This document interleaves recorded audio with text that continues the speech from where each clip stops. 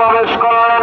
কিছুক্ষণ কথাবার্তা বলে আবার সিদ্দিক আকবরের রান মোবারকে আমার রাসূলের ছেড়ে পাক রেখে একটু বিশ্রাম নিচ্ছেন, আরাম ফরমাচ্ছেন।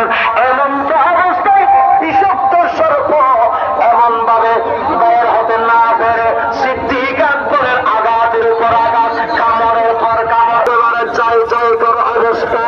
টপটপ করে চোখের পানি একটা ফোঁটা আমার রাসূলের নূরের নবীর নূরানি চেহারায় পাকে এসে পড়লেন।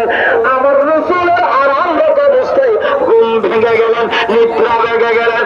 আমার রাসূল বসে সিদ্দিক আকবরের শরীরের উপর, পার কাঁধের উপর হাত রেখে বলে, আবু বকর তোমার কি হয়েছে আমাকে বলো। আবু বকর বলে, আমাকে বিষাক্ত সর্পে দংশন করেছে।